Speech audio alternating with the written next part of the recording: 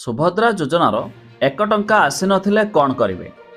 ଆପଣଙ୍କୁ 5,000 ଟଙ୍କା ଆସିବ କି ନାହିଁ, କେମିତି ମଧ୍ୟ ଆପଣ ଅପଡେଟ୍ କରିପାରିବେ, ଯାହା ବିଷୟରେ ଜାଣିବା ଶେଷ ପର୍ଯ୍ୟନ୍ତ ଦେଖନ୍ତୁ। ତା ପୂର୍ବରୁ ଭିଡ଼ିଓକୁ ଲାଇକ୍ କରନ୍ତୁ।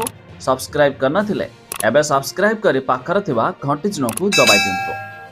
ଆପଣମାନେ ଜାଣିଛନ୍ତି, ଯେବେଠାରୁ ସୁଭଦ୍ରା ସ୍କିମ୍ ଆରମ୍ଭ ହୋଇଥିଲା 15 ତାରିଖ ପର୍ଯ୍ୟନ୍ତ ଯେଉଁମାନେ ଆବେଦନ କରିବେ ସେମାନଙ୍କୁ ଏହି 17 ତାରିଖରେ ଟଙ୍କା ଆସିବ।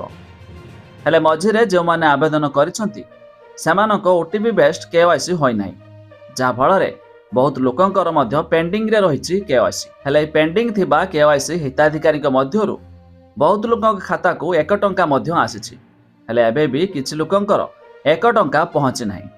ହେଲେ ଜାଣି ରଖନ୍ତୁ, ଯେଉଁମାନଙ୍କର ଆଧାର କାର୍ଡରେ ବ୍ୟାଙ୍କ ଆକାଉଣ୍ଟ ସିଡିଂ ନାହିଁ, ତେବେ ସେମାନଙ୍କ ଖାତାରେ ଜମା ହୋଇପାରିବ ନାହିଁ ଏହି ଟଙ୍କା। ତେବେ ଆପଣ ଯାଇ ଥରଟିଏ ଚେକ୍ କରନ୍ତୁ ଆପଣଙ୍କ ଆଧାର କାର୍ଡରେ କେଉଁ ବ୍ୟାଙ୍କ ଆକାଉଣ୍ଟ ଲିଙ୍କ ଅଛି। ଆଜିର ସମୟରେ ପ୍ରାୟ ସମସ୍ତଙ୍କର 1ରୁ ଅଧିକ ବ୍ୟାଙ୍କ ଆକାଉଣ୍ଟ ଅଛି।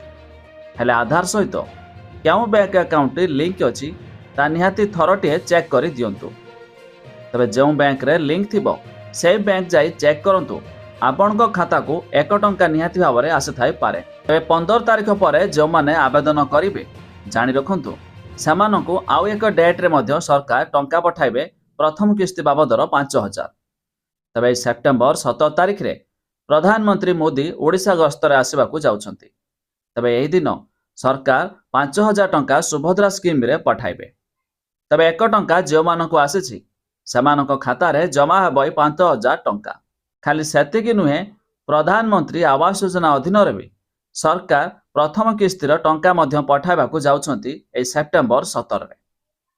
ତେବେ ଅଧିକ ଜାଣିବା ପାଇଁ ୱେବସାଇଟ୍ର ଲିଙ୍କ ଆମେ ଡେସ୍କ୍ରିପ୍ସନରେ ଦେଇଛୁ, ଆପଣମାନେ ଯାଇ ମଧ୍ୟ ଚେକ୍ କରିଦେଇ ପାରିବେ।